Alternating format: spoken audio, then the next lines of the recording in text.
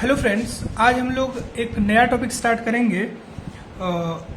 Class 12th की NCERT biology में unit 7 है, जिसका फर्स्ट चैप्टर है principle of inheritance and variation, और इसका दूसरा नाम जेनेटिक्स के नाम से ही ज़्यादा पॉपुलर है। तो जेनेटिक्स बहुत डिमांडिंग टॉपिक है और बेहद इम्पॉर्टेंट है, बहुत कंसेप्चुअल भी है। तो आइए इसको बहुत प्रिसाइजली और बहुत अच्छे ढंग से हम लोग एनालाइज करेंगे कि कौन कौन सा पार्ट नीट के पॉइंट ऑफ व्यू से बहुत ज़्यादा इंपॉर्टेंट है, कौन कौन सा पार्ट हम लोग को आना चाहिए जहां हम लोग हिट नहीं कर पाते हैं, उन चीज़ों पर हम फोकस करने का प्रयास करेंगे।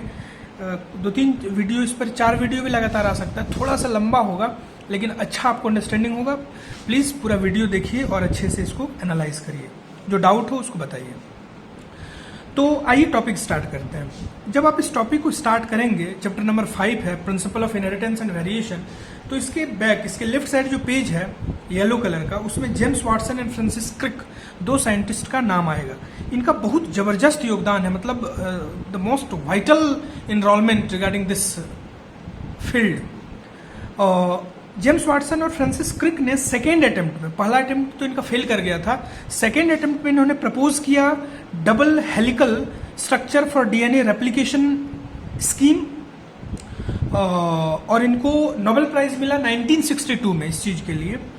जेम्स वाटसन और फ्रांसिस क्रिक की बात करें तो जेम्स वाटसन अमेरिका के थे और फ्रांसिस क्रिक ये इंग्लैंड के थे। जेम्स वाटसन ने पीएचडी कर रखा था एक्सरे डिफ्रैक्शन पर, और बैक्टीरियोफाग का जो मल्टीप्लिकेशन है उस पर उन्होंने काम किया था।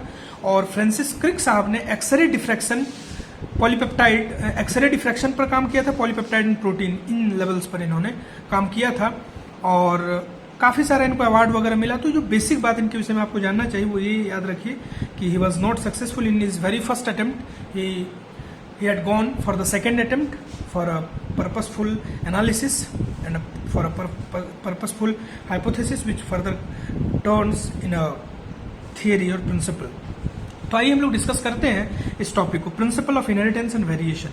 देखिए, इस टॉपिक को समझने के पहले हम लोग इस टर्म को समझते हैं कि principal of inheritance and variation, इसमें 2 शब्द है। इनहेरिटेंस, पहला वर्ड है इनहेरिटेंस। इनहेरिटेंस, इस इनहेरिटेंस शब्द का मतलब क्या है? This inheritance is basically the basis of heredity. Basis of heredity, हमारी जो अनुवांशिकता है, जो मतलब आप यूं समझिए कि जब किसी एक जनरेशन से दूसरी जनरेशन में जो चीज ट्रांसफर हो रहा है उसका जो आधार है वो यही इनहेरिटेंस है। दैट इज वाई एनसीईआरटी ने वर्ड यूज किया, it is the basis of heredity. और इसका यूनिट क्या है भाई, किसके थ्रू ये सारा काम होगा? तो इसका यूनिट है जीन। तो इनहेरिटेंस का यूनिट क्या है? जीन। इनहेरिटेंस का यूनिट क्या है? जीन। यूनिट, इनहेरिटेंस का यूनिट है जीन। ये लाइन आपको ध्यान रखना। और ठीक इसके बाद एनसीईआरटी उस चैप्टर में लिखा है वेरिएशन, इनहेरिटेंस के बाद। तो वेरिएशन का क्या मतलब है? तो देखिए, एक चीज तो तय है, जैसे मान लीजिए सपोज एक जनरेशन से दूसरी जनरेशन में जब हम लोग जाएंगे, शिफ्ट करेंगे, तब कुछ ना कुछ परिवर्तन आएगा। ये जो परिवर्तन का कारण है, दिस इज इनहेरिटेंस, और ये जो परिवर्तन का मैग्नीट्यूड होगा वो क्या कहलाएगा? That is variation. What is magnitude? जैसे मान लीजिए कितना एक जनरेशन से दूसरी जनरेशन में कितने लेवल का वेरिएशन आएगा, उस वेरिएशन की मात्रा कितनी होगी, मैग्नीट्यूड कितना होगा, उसको वेरिएशन बोलेंगे। तो this is, it is the degree by which progeny differ from there parent. Progeny अपने पेरेंट से कितना डिग्री से वेरी करेगा magnitude wise, that is variation. ये जो वेरिएशन है, इस वेरिएशन को हम लोग बोलते हैं this is the raw material for evolution. Evolution के लिए जो मतलब बेसिस है, जिस जहां से इवोल्यूशन की प्रक्रिया शुरू होगी वो यही है। That is why it is known as the raw material for evolution. तो ये बात मेरे ख्याल से आपको बहुत ज्यादा क्लियर हो चुका होगा, जो बात हम बोले। ये एनसीईआरटी के पैराग्राफ में आप अच्छे से देख सकते हैं, मैं आपको दिखला देता हूँ। एनसीईआरटी का जो ये पैराग्राफ है, ये पूरा जहां मैं रेड मार्क कर रहा हूं, उसको देखिए, उसको मैंने पूरा अच्छे से एनालाइज कराया है। ये बहुत इंपॉर्टेंट लाइन है, यहाँ से डायरेक्ट कई बार क्वेश्चन आया है और फ्यूचर में भी आने की प्रबल संभावना है। उसके बाद हम निचले पैराग्राफ में चलते हैं। इस पैराग्राफ में क्या है? इसमें यह लिखने का प्रयास किया है एनसीईआरटी कि 8000 से लेके 10,000 बीसी, 8000 से लेके 10,000 बिफोर क्राइस्ट बीसी में ह्यूमन इस बात को जान चुका था कि ये जो वेरिएशन है, जो परिवर्तन आ रहा है, इसका आधार अगर कोई चीज है तो वो सेक्सुअल रिप्रोडक्शन है। ये तो समझ चुका था कि जो पूरा राज है वेरिएशन का, ये सेक्सुअल रिप्रोडक्शन के अंदर छिपा हुआ है। इस चीज को लोग जान चुका था अच्छे से। ये कब जान चुका था? तो 8000 से 10,000 BC में ये बात ये जान चुका था। और इन्होंने दो चीज का इस्तेमाल किया, पहला आर्टिफिशियल सिलेक्शन और दूसरा डोमेस्टिकेशन फॉर एंसेस्ट्रल। और इसी के आधार पर इन्होंने साहिवाल, मैंने जो इंडियन ब्रिटिश बाद में जो साहिवाल बना, इसका मतलब एक लाइन एनसीईआरटी लिखा है कि आर्टिफिशियल सिलेक्शन और डोमेस्टिकेशन, इन दोनों को बेस बना करके, आर्टिफिशियल सिलेक्शन और डोमेस्टिकेशन को बेस बना करके इन्होंने बहुत कुछ किया। इन्होंने खासकर साहिवाल वगैरह जो वैरायटी है उसको एनालाइज किया, उस तरह की वैरायटी पर ये जांच सके। तो आर्टिफिशियल सिलेक्शन का मतलब क्या हुआ कि हम लोग, आर्टिफिशियल सिलेक्शन का मतलब क्या हुआ कि भाई हम लोग नॉर्मली क्या पढ़ते हैं? Natural selection. तो नेचुरल सिलेक्शन में क्या होता है? नेचर सेलेक्ट करता है, उसके लिए इवोल्यूशन में पूरी थियरी है जिसको हम लोग डिस्कस करेंगे। आर्टिफिशियल सिलेक्शन, जब हम लोग इस बात को जान गए कि जो भी वेरिएशन का राज है ये अगर सेक्सुअल रिप्रोडक्शन में है, तो हम लोग इसका इस्तेमाल करने लगे। जैसे मान लीजिए हम लोग के पास कोई देसी गाय, जिसको हम लोग बोलते हैं इंडिजिनस वैरायटी की गाय है, उसको किसी बहुत हाई पोटेंशियली हाई, मैंने जो पोटेंशियली जेनेटिकली बहुत अपलिफ्टेड वैरायटी ऑफ बुल है, उससे उसका क्रॉस करा दे, तो स्वाभाविक है जो प्रोजेनी आएगा, उसके बाद का जनरेशन आएगा, वो कहीं ना कहीं क्या होगा? वो हाइब्रिड विगर होगा, उन दोनों से ज्यादा सुपीरियर होगा। और ये प्रक्रिया अगर कई जनरेशन तक हम लोग लगातार कराए तो हम लोग अपने हिसाब से सिलेक्शन की प्रक्रिया कर पाए। इसी को हम लोग आर्टिफिशियल सिलेक्शन बोलते हैं। और इसी का इस्तेमाल वो कर कि क्यों, और इसका इस्तेमाल वो कैसे कर पाए? क्योंकि उनको पता चल चुका था ये बात कि इन सारी प्रक्रिया का राज कहां छुपा हुआ है? आर्टिफिशियल सिलेक्शन में। सॉरी, आर्टिफिशियल सिलेक्शन का राज कहां छुपा हुआ है? सेक्सुअल रिप्रोडक्शन में। तो सेक्सुअल रिप्रोडक्शन का जो की है वो समझ चुके थे, और यहीं से सारी चीज, मतलब जो बेस बना, जिसको आप समझिए क्रैकिंग पॉइंट जो बना, वो सेक्सुअल रिप्रोडक्शन था, जिसको इतना दिन पहले वो समझ चुके थे। आइए हम लोग आगे बढ़ते हैं। इसमें अब आपको कहीं कोई दिक्कत नहीं होना चाहिए। साहिवाल वगैरह की बात हम लोग देख लिए। अब कुछ बात करते हैं मेंडल के विषय में, जो बहुत इंपॉर्टेंट है। अब कुछ मेंडल साहब के विषय में बात करते हैं, that is very important. Mendel, देखिए, जानने के लिए इसमें बहुत कुछ जनरल नॉलेज का बात है, कौन थे नहीं थे, उस पर हम लोग का बहुत ज्यादा फोकस नहीं होना चाहिए। हम लोग उनके पर्पस पर काम कर रहे हैं, इसलिए मेंडल पर हम लोग बहुत ज्यादा काम नहीं करेंगे। तो उस पर कभी डिटेल में वीडियो बनाएंगे अलग से। लेकिन इसमें अभी हम लोग देखते हैं कि जो 5.1 मेंडल लॉ ऑफ इनहेरिटेंस जो टॉपिक एनसीईआरटी में, इसको एनालाइज करते हैं। तो आइए इसको एनालाइज करिए। इसको ऐसे आप सोचिए कि ये जो मेंडल का जो पूरा कालखंड था, ये जो पूरा पीरियड था जिसमें हाइब्रिडाइजेशन एक्सपेरिमेंट वगैरह पर उन्होंने काम किया, वो 1856 से 1863 तक, ये टाइम पीरियड याद रखिएगा। नीट एग्जाम में डायरेक्ट यहाँ से क्वेश्चन अभी 1-2 साल पहले आ रखा है, और आपसे टाइम स्पान भी पूछ सकता है। और ये टाइम स्पान बहुत जरूरी इंपॉर्टेंट है, ये वेरी इंपॉर्टेंट, एनसीईआरटी में एक जगह मेंशन भी है, तो ये टाइम स्पान आप याद रखिए, बहुत ज्यादा इंपॉर्टेंट है। और कब? तो it was during the mid 19th century, जो एनसीईआरटी में लाइन वर्ड यूज किया, मिड 19th सेंचुरी, इस पर फोकस करिए। ये पूरा प्रक्रिया इनका 7 वर्ष का था, जहां इन्होंने बहुत सारा काम किया। आइए हम लोग इस चीज पर एनालाइज करें कि मेंडल की बात अगर करें तो मेंडल आखिर सक्सेस कैसे हुए, उनके सक्सेस का रीजन क्या क्या बना, आइए उस पर हम लोग बात करते हैं। तो कई रीजन बना। सबसे पहला तो जो एक्सपेरिमेंट किए मेंडल, उस एक्सपेरिमेंट का सैंपलिंग साइज बहुत बड़ा था। और अगर सैंपलिंग साइज बहुत बड़ा होगा तो किसी भी रिजल्ट को एनालाइज करना बहुत आसान होगा। कैसे? जैसे मान लीजिए सपोज उन्होंने एक साथ 1000 पी प्लांट पर एनालिसिस शुरू किया, तो इस पी, ये चूंकि ये पी प्लांट का जो साइज है, डेटा साइज है, ये बहुत बड़ा है, और यहां से कुछ एनालिसिस निकालना, और उस एनालिसिस मतलब जो जानकारी वहां से निकलेगी उसकी ऑथेंटिसिटी, उसके क्रेडिबिलिटी पर विश्वास करना स्वाभाविक है, क्योंकि साइज बहुत बड़ा है। और अगर इतने बड़े साइज में फ्लक्चुएशन आपको बहुत कम दिख रहा है, इसका मतलब कहीं ना कहीं हम तो ये बात बोल सकते हैं कि ये कोई थंब रूल है जो एक जनरेशन से दूसरे जनरेशन पर जा रहा है। इसका मतलब the first reason for his success was larger sampling size, sample size इतना बड़ा होना, ये एक रीजन है, साइज।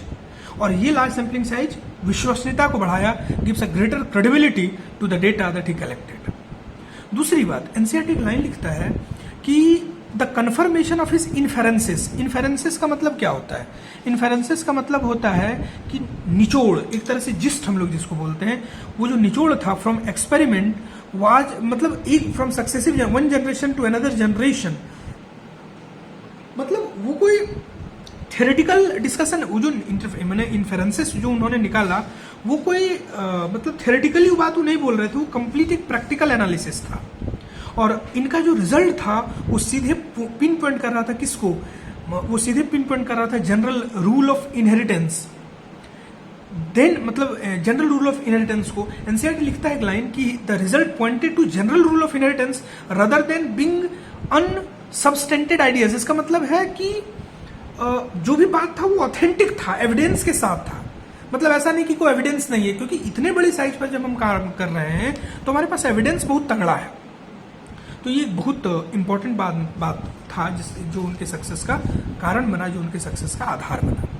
आइए हम लोग देखते हैं। तो उसके बाद और भी बात, मैंने और भी कई सारी बातें हुई। पी प्लांट का जो सिलेक्शन था बाय डिफॉल्ट एक सिलेक्शन था, जो जहाँ बहुत ज़्यादा हम लोग को जेनेटिक फ्लक्चुएशन नहीं दिखा, मतलब जैसे ब्लेंडिंग वगैरह दिखना, और भी कई सारी चीज़ें नहीं दिखा, जिसके कारण मैंने एनालिसिस करना इनके लिए थोड़ा इजी गोइंग हो गया। बहुत तरह की बात है, लेकिन जो मेनली एनसीईआरटी में डिस्कस है वो ये दो बात है, इस पर आपको फोकस करना है।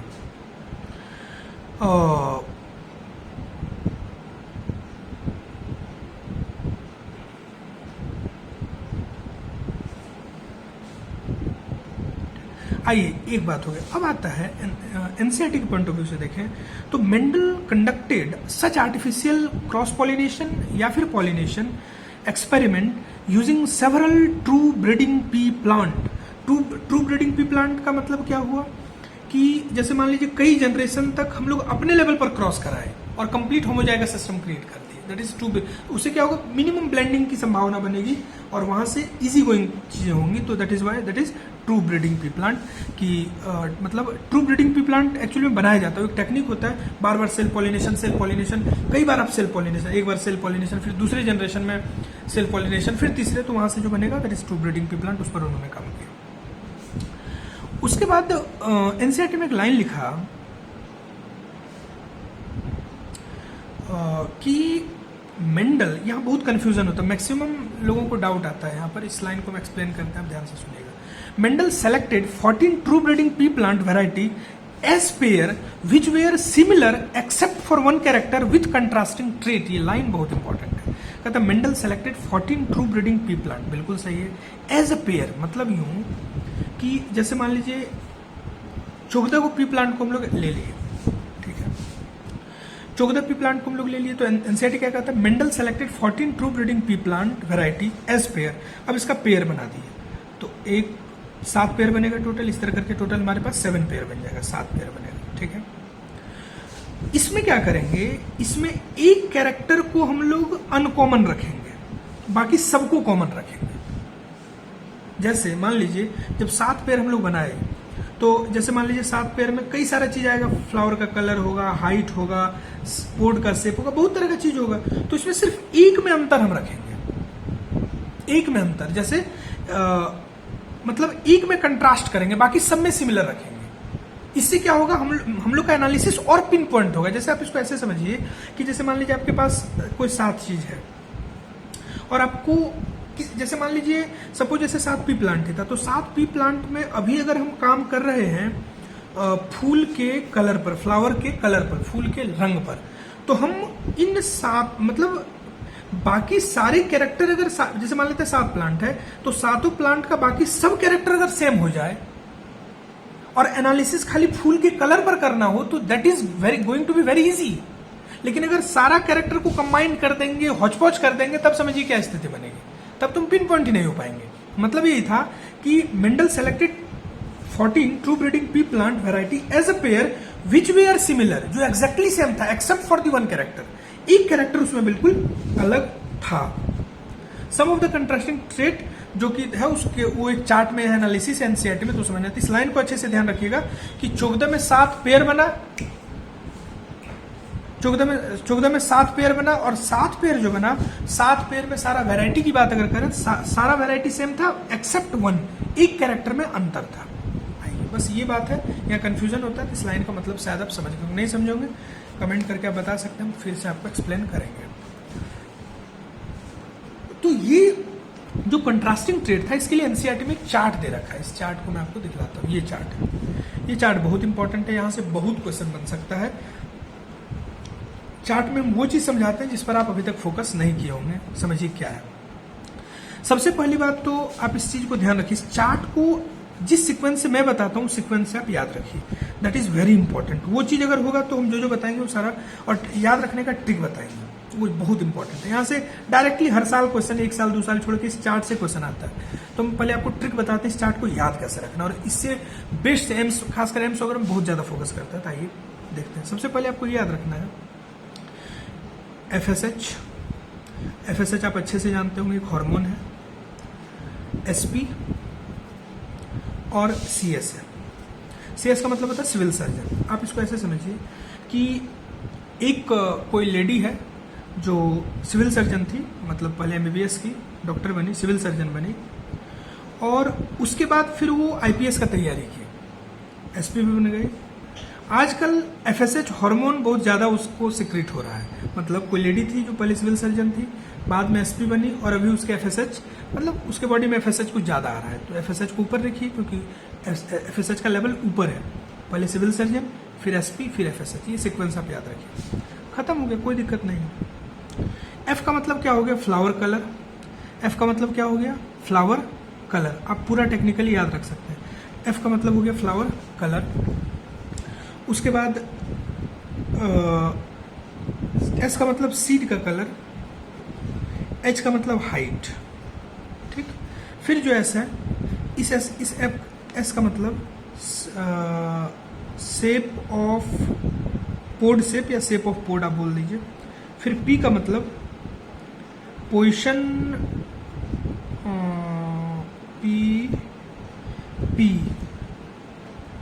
पी का मतलब पी, इसको आप ऐसे याद रखिए, पोड पोजीशन। एक्चुअली में पोड पोजीशन, देखिए हम आपको बताते हैं पोड पोजीशन क्या है। ये जो एनसीईआरटी में फ्लावर पोजीशन लिखा है, ये कई जगह पर पोड पोजीशन इसको हम लोग बोलते हैं। तो ये बात आप याद रखिएगा, flower position is equal to pod position. ये आप कई बार आपको एग्जाम में पूछ भी सकता है, खासकर एम्स वगैरह में ये चीज आपसे पूछ भी सकता है। Flower position is same as the pod position, तो आप इसको याद रखिएगा, पोड पोजीशन। उसके बाद colour of the pod, C P, colour of the pod या पोड कलर। और एस एस का मतलब सीड शेप। तो एक बार याद रख देख लीजिए, F S H S P C S. F का मतलब फ्लावर कलर, एस का मतलब सीड का कलर, एच का मतलब हाइट, एस का मतलब, एस पी का मतलब shape of the pod, PP का मतलब पोड पोजीशन, इसी को हम लोग फ्लावर पोजीशन बोलते हैं, याद रखिएगा। सी का मतलब कलर ऑफ द पोड, और एस का मतलब shape of the seed shape या शेप ऑफ द सीड जो। ये आप सीक्वेंस एकदम एग्जैक्टली सीक्वेंस से याद रखने से बहुत बेनिफिट होगा। बताते हैं क्या है। आप एक चीज गौर करिए कि जब आप ये सीक्वेंस याद रखिएगा तो आप याद रखिएगा ये जो पूरा कैरेक्टर है जो हम लोग एनालाइज कर रहे हैं, ये 4 क्रोमोसोम पर डिस्ट्रीब्यूटेड है, 4 क्रोमोसोम। पी प्लांट के सिर्फ 4 क्रोमोसोम से एसोसिएटेड ये सारा कैरेक्टर है। वो 4 क्रोमोसोम कौन है? तो याद रखिएगा 1, 4, 5 और 7। कौन कौन है? 1, 4, 5 और इसी 4 क्रोमोसोम पर ये सारा कैरेक्टर एनालाइज्ड है, सिचुएटेड है। तो इन चारों क्रोमोसोम को आपको बहुत ज्यादा सेंसिटिवली, क्योंकि कई बार एग्जाम में डायरेक्ट यहां से क्वेश्चन पूछ सकता है, आप ये याद रखिए। आपको एक चीज और समझ में आ गया होगा कि एक ही क्रोमोसोम पर कई सारा कैरेक्टर भी होता है, तो खैर बाद में लोग एनालाइज करेंगे, अभी आप इस चीज को देखिए। अब आप एक चीज और देखिए कि क्रोमोसोम नंबर 4 पर लिंकेज होता है height and shape of the pod के बीच। क्यों लिंकेज होता है भाई? लिंकेज तो अगल बगल में ही होगा। तो थर्ड पोजीशन में कौन है? हाइट। और फोर्थ में कौन है? Shape of the pod. तो हाइट और shape of the pod, height and shape of pod, इसके बीच लिंकेज होता है। किस क्रोमोसोम में? तो क्रोमोसोम नंबर 4 में। ये बात भी ध्यान रखना है, ये भी बहुत इंपॉर्टेंट लाइन है। बस इस चार्ट से रिलेटेड अगर इतनी बात आप याद रख लें तो आपका काम हो गया। उसके बाद स्टेम का हाइट या तो हम लोग टॉल लेंगे या तो हम लोग ड्वार्फ लेंगे। स्टेम का हाइट कैसे लेंगे, टॉल या ड्वार्फ। टॉल को हम लोग कैपिटल टी से शो करेंगे और ड्वार्फ को कैसे शो करेंगे, स्मॉल टी से, याद रखिए। फ्लावर का कलर या तो वॉयलेट होगा या तो व्हाइट होगा। फ्लावर या पोजिशन या फिर इसी को पोड पोजिशन बोलते हैं, या तो एक्सियल होगा या तो टर्मिनल। अच्छा, एक्सियल और टर्मिनल में अंतर क्या होता है इसको समझ लेते हैं। देखिए, जैसे मान लेते हैं कोई प्लांट है, तो प्लांट के बिल्कुल एक्सिस के टॉप पर अगर कोई फ्लावर हुआ यहाँ, तो इसको टर्मिनल पोजिशन बोलेंगे, मतलब एकदम टर्मिनेट करेंगे, ठीक है। और अगर इस जगह पर हुआ इस तरह से, that is the axial position. Terminal का मतलब टर्मिनेट करा देना, उसको रोक देना, that is the terminal position. उसके बाद आता है ये हो गया, और हाँ, उसके बाद है पोड का शेप, तो इन्फ्लेटेड या कंस्ट्रिक्टेड। इन्फ्लेटेड का मतलब पूरा फुला हुआ, कंप्लीट, और कंस्ट्रिक्टेड का मतलब सिकुड़ा हुआ। पोड का कलर ग्रीन या येलो, ग्रीन या येलो होगा, ये याद रखना है। सीड का शेप या तो राउंड होगा या तो रिंकल्ड होगा। सीड का शेप राउंड का मतलब पूरा गोल, और रिंकल्ड का मतलब फिर। सीड का कलर येलो होगा या फिर ग्रीन होगा। सीड का कलर या तो येलो होगा या तो ग्रीन होगा, ये याद रखना है। ये याद रख, ये आपको कंप्लीटली रटना होगा, मतलब इसको एकदम मेमोराइज कर लीजिए। मेमोराइज करने का इससे बढ़िया ट्रिक शायद आपको कहीं नहीं मिलेगा, इसको आप याद रखो। ट्रिक का सीक्वेंस बहुत इंपॉर्टेंट है, और इससे रिलेटेड जितना एनालिसिस है वो आप याद रखिए। आइए हम लोग आगे बढ़ते हैं। बेसिस आप समझ गए होंगे कि टॉल ड्वार्फ वगैरह को कैसे शो करते हैं, ये चार्ट बहुत ज़्यादा इंपॉर्टेंट है। आइए अब आते हैं इनहेरिटेंस ऑफ वन जीन। यहाँ से रिलेटेड कुछ यूनिक ऐसा डिस्कशन करेंगे जो शायद आपको कहीं अभी तक नहीं मिला होगा, अगर आप देखे हो तो देखिए। इनहेरिटेंस ऑफ वन जीन, आप याद रखिए, ये जो लाइन है ना, इनहेरिटेंस ऑफ वन जीन, ये लाइन पूरे बायोलॉजी के फील्ड को, पूरे मेडिसिन फील्ड को, पूरे जेनेटिक्स के फील्ड को इस अवस्था तक लाने में जो अगर कुछ सबसे महत्वपूर्ण चीज रहा तो यही रहा, inheritance of one gene. Mendel के सफलता का सबसे बड़ा राज अगर कहीं छुपा था तो इनहेरिटेंस ऑफ वन जीन पर था। अगर ये इनहेरिटेंस ऑफ वन जीन को स्टडी नहीं करता तो शायद आज मेंडल इतना कम समय में इतना क्रूशियल एनालिसिस नहीं कर पाते। तो this is the vital cause of the success of Mendel. इससे बड़ा कोई रीजन ही नहीं था। लार्ज साइज वगैरह सब अपने जगह पर सही था, लेकिन ये वो रीजन था जहां से विजन मिला उसको, क्योंकि एक साथ एक बार में एक जीन को इन्होंने एनालाइज किया। ये क्या था, इसको हम लोग देखते हैं, ये क्या था। तो इनहेरिटेंस ऑफ वन जीन, इसका मतलब क्या हुआ कि एक बार में एक जीन का एनालिसिस करना। जैसे ये क्या है, देखिए आप समझिए, जैसे अच्छा इसमें एक वर्ड और आएगा फिलियल, जैसे F1 F2 इस तरह का जनरेशन आता है तो इसको फिलियल जनरेशन नाम दिया जाता है। F का मतलब फिलियल होता है, ठीक है ना। तो मैंने फिलियल प्रोजेनी और F1 इस तरह से हम लोग बोलते हैं। आप इसको ऐसे समझिए कि जैसे मान लीजिए सपोज एक टॉल प्लांट है, तो याद रखिएगा। अच्छा एक दो बात और बेसिक बात समझ लीजिए। जैसे कोई आपको बोले प्योर टॉल है, मतलब देखिए टॉल के लिए हम लोग क्या लिखेंगे, कैपिटल टी। ड्वार्फ के लिए सिर्फ स्मॉल टी। अगर कोई बोले प्योर टॉल है, इसका मतलब दोनों कैपिटल टी होगा। कोई बोले प्योर ड्वार्फ है, इसका मतलब स्मॉल टी होगा। कोई बोले होमोजीनस टॉल है तो ये बोलेंगे कैपिटल टी। कोई बोले होमोजीनस ड्वार्फ है तो बोलेंगे स्मॉल टी, ठीक है। मतलब एग्जैक्ट, होमो का मतलब क्या, सेम, एक जैसा। कोई बोले हेट्रोजीनस टॉल है, इसका मतलब कैपिटल टी स्मॉल टी। ये लाइन याद रखना है, ठीक है। ये भी ड्वार्फ ही होगा, याद रखिएगा। अगर एक भी डोमिनेंट, जैसे मान लीजिए दो जीन है, एक डोमिनेंट है एक रेसेसिव है, तो हमेशा जो फिनोटाइप आपको दिखेगा वो डोमिनेंट के जैसा दिखेगा। एक वर्ड और यूज किया, फिनोटाइप और जीनोटाइप, आइए समझा देते हैं। Phenotype and genotype, what is difference between phenotype and genotype. देखिएगा, phenotype is basically the manifestation, जो हम लोग बाहर देखते हैं वो फिनोटाइप है, और बाहर दिखलाने में जो कारण बना, the cause is basically the genotype. मतलब आप ऐसे समझिए कि अगर किसी प्लांट के पास कैपिटल टी जीन रहा होगा तो लंबा हुआ होगा। तो हम लोग को कैपिटल टी जीन दिखा कि लंबाई दिखा, तो लंबाई दिखा।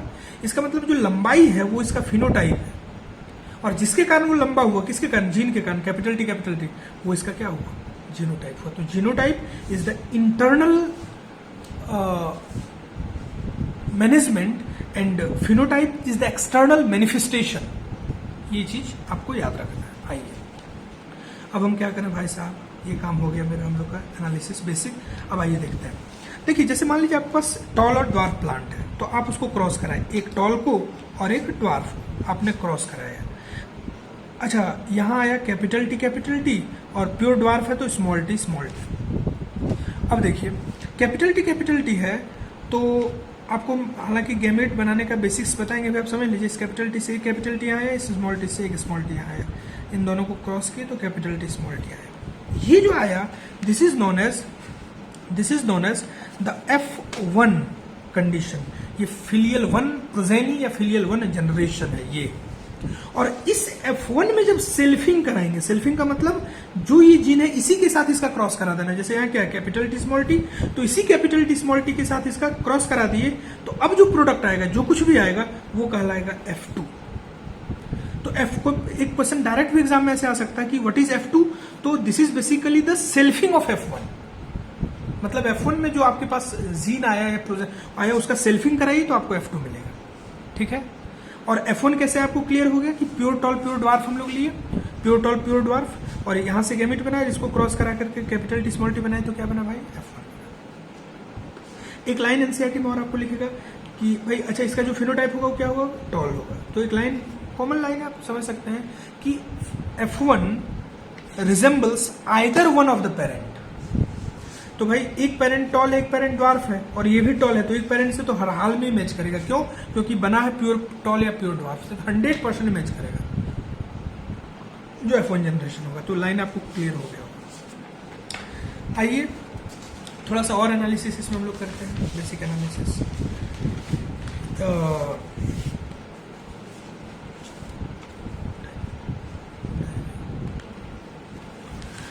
इसके बाद हम लोग का एनालिसिस इसमें ये होगा कि F1 F2 वगैरह का पूरा आइडिया आपको मेरे ख्याल से क्लियर हो गया होगा। फिर एनसीईआरटी लिखता है कि the tall and the dwarf trait were identical to their parental type and did not show any blending. हाँ, ये आगे जब हम लोग इसके अलग अलग प्रिंसिपल्स पढ़ेंगे, थियरी पढ़ेंगे, तब हम लोग और क्लियर होगा।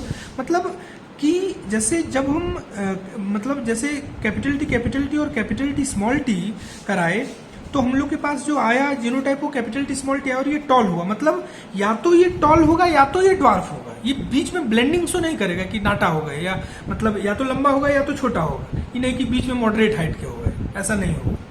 ठीक है, अकॉर्डिंग टू मेंडेलियन जेनेटिक्स। ये लाइन इंपॉर्टेंट है।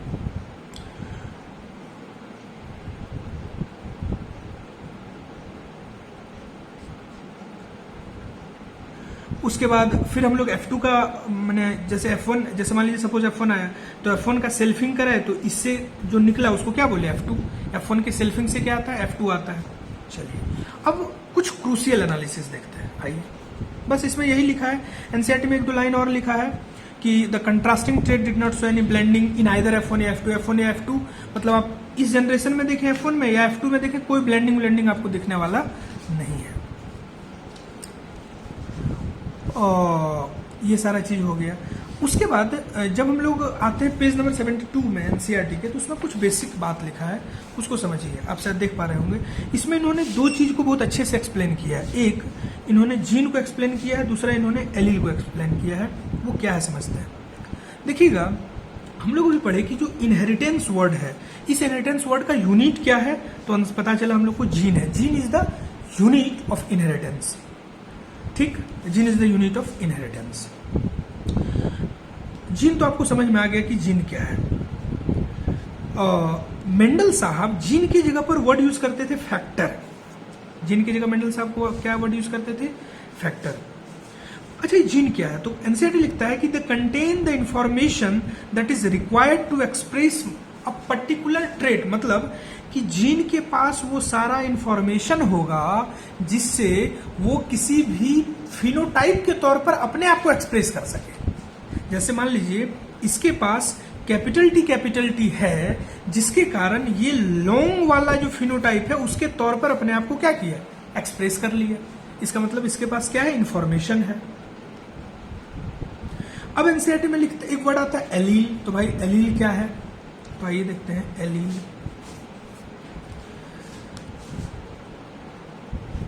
तो एनसीईआरटी में लिखता है कि एक जीन का स्लाइटली डिफरेंट फॉर्म, बस यही एलील कहलाता है। These are the slightly different form of a allele. जैसे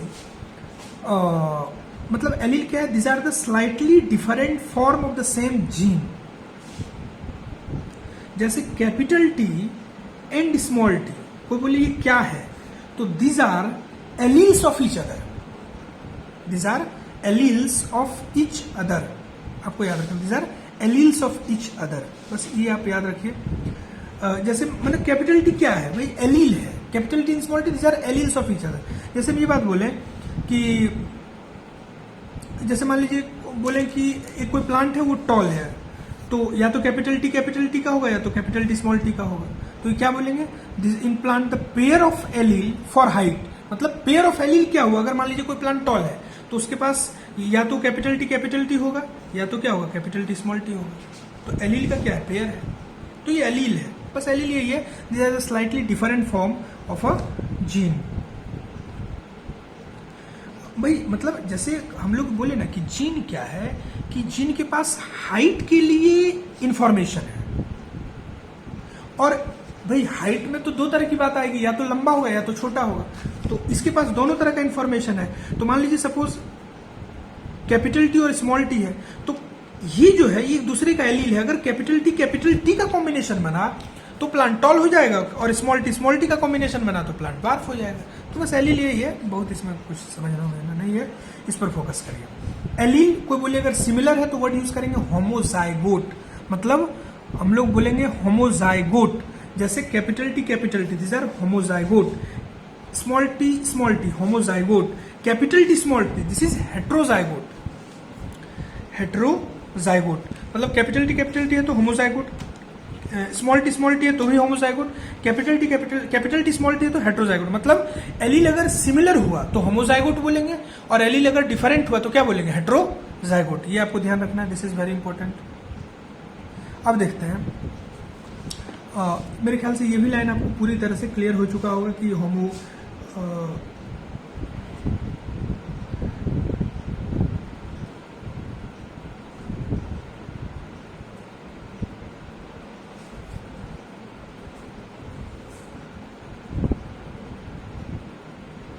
तो ये होमोजाइगस कंडीशन आता है, तो capital T homozygous, small T भी होमोजाइगस है, capital T small T heterozygous.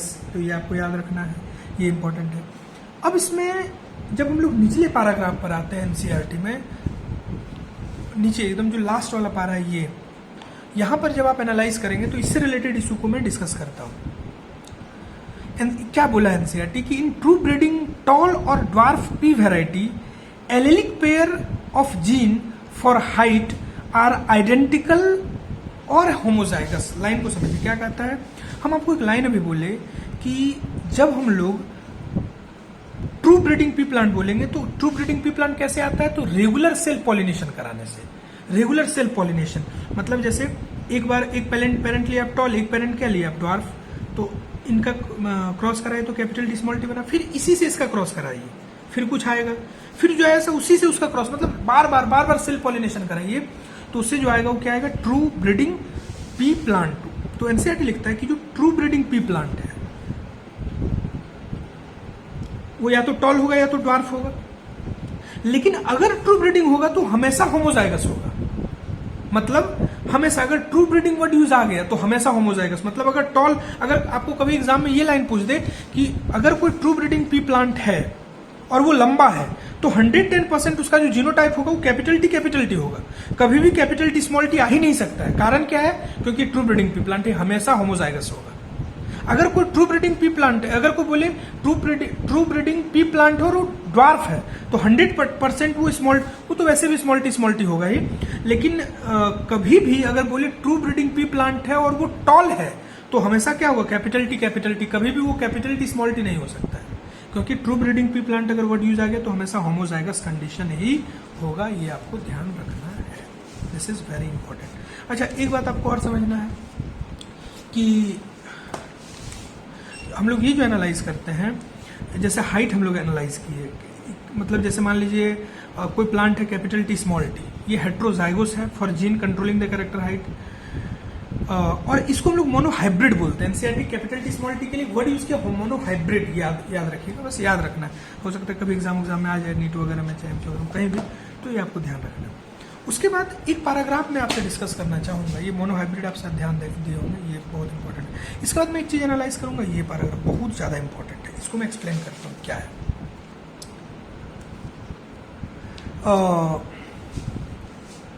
The recessive, NCERT line लिखता है कि the recessive parental trait is expressed without any blending in F2 generation. हम बताए भी कि F1 या F2 में किसी भी तरह का ब्लेंडिंग नहीं होगा। When the tall and dwarf plant produces gamete, the process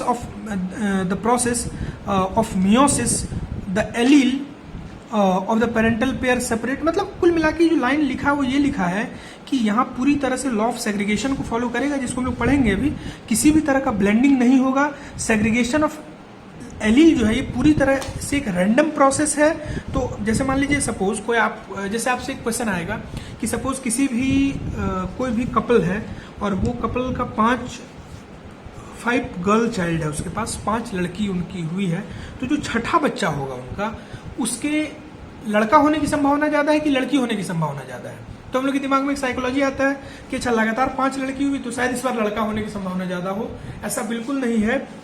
कितना भी जनरेशन हो जाए, अगर 100वां जनरेशन भी अगर उस आदमी का अगर 40 भी बच्चा हो जाए तो एक 40वां बच्चा में जितना बच्चा होने का चांस है, जितना लड़का होने का चांस है, उतना लड़की होने का चांस है। मतलब इस जनरेशन में मेल या फीमेल चाइल्ड के होने की संभावना हमेशा कितनी होगी?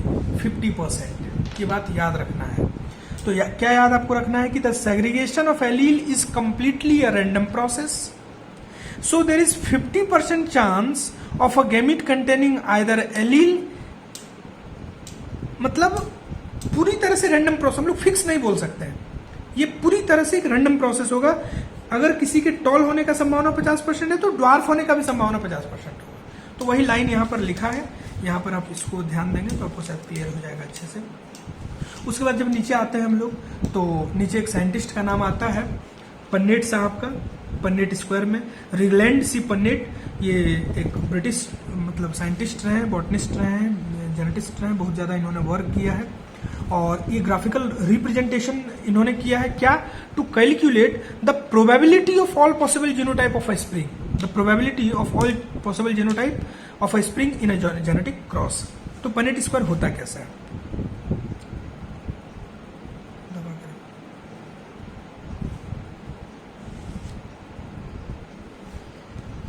एक स्क्वायर बनाता है, इसमें कुछ है वो नहीं, आप किसी भी तरह से जैसे एनसीईआरटी में बनाया अगर वैसा बनाना चाहें तो थोड़ा सा हमको एग्जैक्ट वैसा बना के दिखलाते हैं। ये है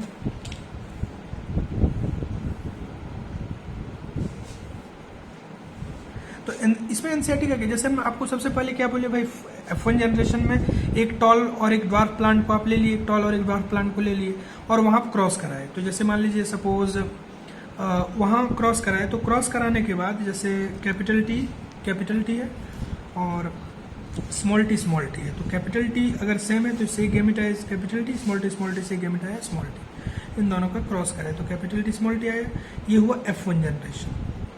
फिर इसी का सेल्फिंग करा दिए कैपिटल टी स्मॉल टी से। तो याद रखिएगा जब अलग अलग है तो दोनों कैरेक्टर आएगा, मतलब जितना कैपिटल टी उतना स्मॉल टी भी। इसके पहले जो लाइन एनसीईआरटी लिखा था, फिर यहाँ कैपिटल टी, यहाँ स्मॉल टी। अब सबका मिक्सिंग देखिए, कैपिटल टी के कारण क्या हुआ, कैपिटल टी स्मॉल टी के कारण क्या हुआ, capital T small T capital T के कारण, फिर वही स्मॉल टी कैपिटल टी, और स्मॉल टी के कारण स्मॉल टी। इसका मतलब आप एनालाइज कर लिए इस बात को कि इसके कारण टोटल 4 जीनोटाइप हम लोग को मिला। कौन कौन? Capital T small T capital T, मतलब एक ही बात है, और स्मॉल टी। इसमें अगर कैपिटल टी होगा तो ये क्या कहलाएगा? Homozygous tall. मतलब होमोजाइगस क्यों? क्योंकि दोनों सेम जैसे है। ये भी टॉल ही होगा लेकिन कैसा होगा? Heterozygous tall. और ये कैसा होगा? ड्वार्फ।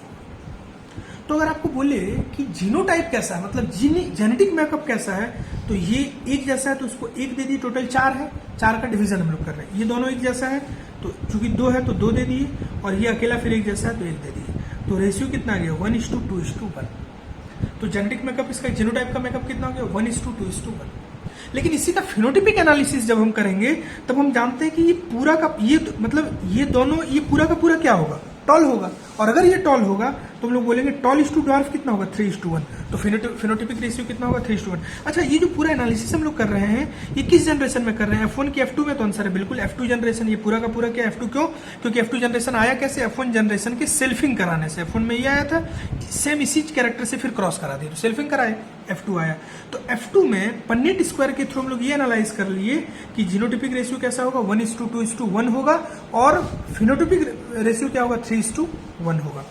तो बस यही है, यहाँ जो हम लोग इस तरह से लिखे, इसको ये यहाँ लिख दिया, एक बार कैपिटल टी यहाँ, एक बार मतलब एक बार ऐसे आप एनालाइज करिए इसको, एक बार कैपिटल टी यहाँ, एक बार स्मॉल टी यहाँ, एक बार कैपिटल टी यहाँ, एक बार स्मॉल टी यहाँ, और सबका आपस में क्रॉस करा दीजिए। बस यही पन्नेट स्क्वायर है, उसका रियल टेक्निक यहीं से आता है। बस ये लाइन बेहद इंपॉर्टेंट था, तो ये लाइन आप याद रखिएगा।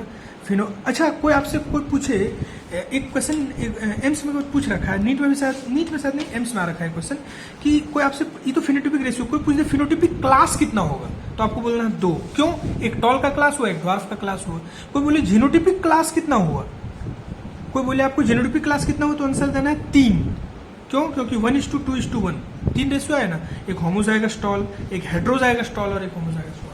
तो क्लास वाइज भी क्वेश्चन पूछ सकता है, तो कंफ्यूजन होगा, ये आप समझ सकते हैं, इट इज़ वेरी इंपॉर्टेंट।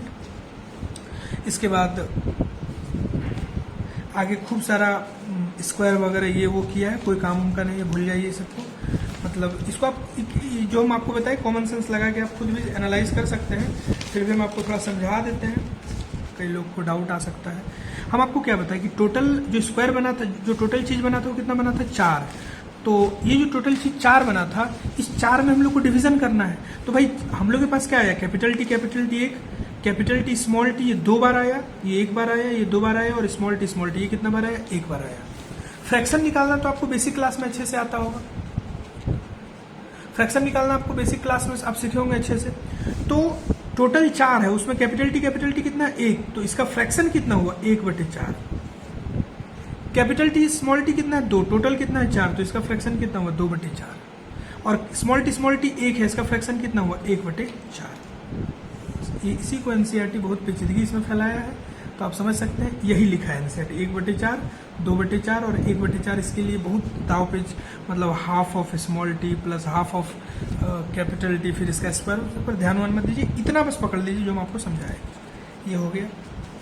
अब हम एक क्रॉस एनालाइज करेंगे, उसको ये बहुत इंपॉर्टेंट है, यहाँ लोगों को समझ में कम आता है चीज़, इसको आप समझ लीजिए। सबसे पहले एक चीज़ तो बहुत अच्छे से समझिएगा, यहाँ समझने के लिए, यहाँ से एग्जाम में बहुत क्वेश्चन आता है कि जैसे अच्छा, एक लाइन और एनसीईआरटी लिखा है, उसका जिस्ट हम समझा देते हैं। ये लाइन आपको कहाँ मिलेगा, तो इस जगह पर आपको मिल जाएगा, ये जो लाइन लिखा है यहाँ, इसका मीनिंग हम समझाते हैं। एनसीईआरटी ये लिखा है कि जब F2 जनरेशन का सेल्फिंग हम लोग करा देंगे ना, आफ्टर सेल्फिंग ऑफ F2 के सेल्फिंग करने के बाद मेंडल साहब को प्योर ड्वार्फ कैरेक्टर मिला था, स्मॉल टी। तो कोई पूछेगी कि एग्जैक्ट ये कैरेक्टर कब मिला, तो after the selfing of F2, मतलब सबसे पहले तो F1 लिए, F1 का सेल्फिंग किए तो F2 बना, फिर F2 का सेल्फिंग किए तब प्योर स्मॉल टी मिला था। इसके पहले नहीं मिला था, इसके पहले हेट्रो, मतलब ड्वार्फ तो रेगुलर मिल रहा था, लेकिन प्योर जो ड्वार्फ कैरेक्टर मिला, प्योर स्मॉल टी जो मिला, वो यहाँ पर आके मिला। आइए सबसे पहला चीज हम लोग एनालाइज करते हैं, टेस्ट क्रॉस। जो कुछ क्रॉस होता है उसका एक टाइप है टेस्ट क्रॉस। क्या होता है समझिए। देखिए सबसे पहले प्योर टी लिए, मतलब कैपिटल टी स्मॉल टी। इसका जब क्रॉस कराए तो क्या बना, कैपिटल टी स्मॉल टी बना। ये क्या है, टॉल है। रूल कहता है कि जो ये कैपिटल टी स्मॉल टी आया, इसका अगर डोमिनेट कैरेक्टर के साथ क्रॉस करा दिए तो इसका नाम होता है आउट क्रॉस। क्या होता है, आउट क्रॉस। मतलब ये जो कैपिटल टी स्मॉल टी आया, इसका अगर कैपिटल टी के साथ क्रॉस कराए तो क्या बना, out cross. Capital T small T का जब रेसेसिव कैरेक्टर के साथ क्रॉस कराए तो इसको क्या बना, टेस्ट क्रॉस। क्या बना, टेस्ट क्रॉस। और दोनों को एक साथ कहा जाता है बैक क्रॉस। मतलब बैक क्रॉस का 2 पार्ट है, आउट क्रॉस और टेस्ट क्रॉस। आउट क्रॉस कब, जो कैपिटल टी स्मॉल टी आया इस क्रॉस के बाद F1 जनरेशन में, उसका क्रॉस अगर हम डोमिनेट कैरेक्टर के साथ कराए, मतलब कैपिटल टी के साथ कराए तो आउट क्रॉस हुआ, और कैपिटल टी स्मॉल टी का जब स्मॉल टी के साथ कराए तो क्या बना भाई, टेस्ट क्रॉस बना। ये बहुत ज्यादा इंपॉर्टेंट है, इसमें प्रश्न आपका ये एक बढ़िया प्रश्न आता है कि आखिर इससे बेनिफिट हम लोग को क्या होगा, इसका इस्तेमाल हम लोग कैसे करें, इसको हम लोग समझते हैं कि व्हाट अबाउट टेस्ट क्रॉस।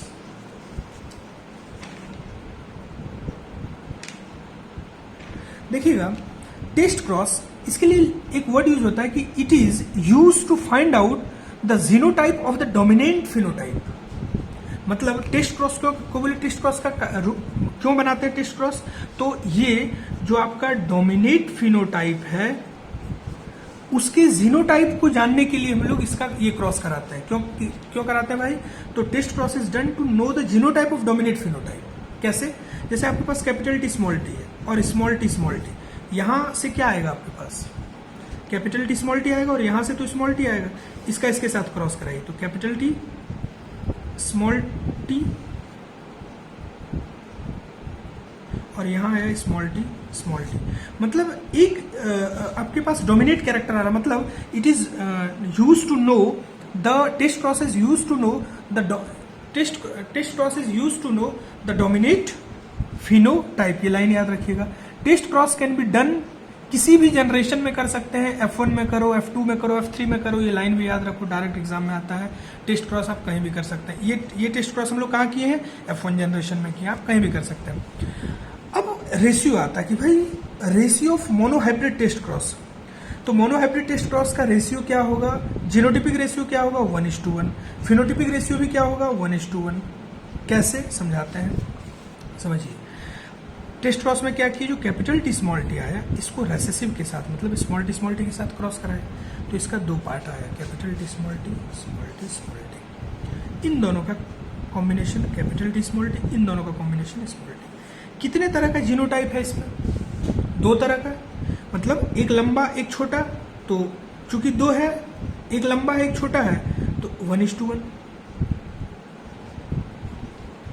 और कोई बोले कि फिनोटाइप कितना है, तो एक लंबा है एक छोटा है, तो ये भी 1:1। क्लियर हो गया होगा मेरे ख्याल से, बिल्कुल।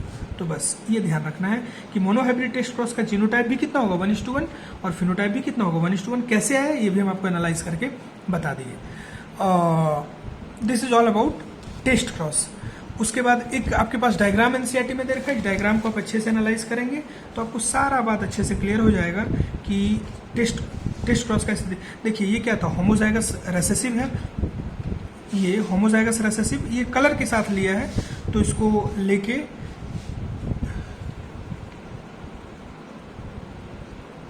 हाँ होमोजाइगस रेसेसिव है, तो और ये होमोजाइगस डोमिनेट, होमोजाइगस ये भी रेसेसिव है, ये आपको याद रखना है। तो यहाँ एक्चुअली में क्या करा है कि ये कैपिटल टी स्मॉल टी है, sorry small T small two है, ये भी सॉरी स्मॉल डब्ल्यू है, और यहाँ भी क्या है स्मॉल डब्ल्यू है। जब इस स्मॉल डब्ल्यू को कैपिटल डब्ल्यू स्मॉल टी मतलब हेट्रोजाइगस मतलब F1 जनरेशन के साथ क्रॉस कराए, तो आपको क्या दिखा, हाफ का कलर कैसा दिखा, हाफ का कलर कैसा दिख रहा है, देखिए वायलेट, और हाफ का कलर कैसा दिख रहा है व्हाइट।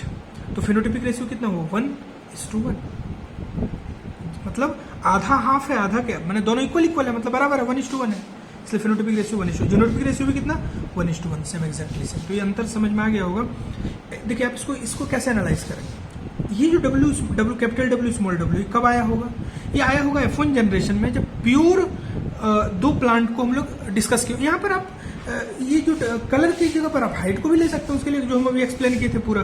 तो इसका हम लोग किसके साथ क्रॉस करा रहे हैं, देखिए प्योर रेसेसिव के साथ क्रॉस करा रहे हैं, और जब प्योर रेसेसिव के साथ क्रॉस करा रहे हैं तब बन क्या रहा है टेस्ट क्रॉस। और अगर टेस्ट क्रॉस बनेगा तो उसका रेशियो क्या होगा 1:1, और जीनोटिपिक भी 1:1 और फिनोटिपिक भी 1:1। तो बस ये आपको याद रखना है।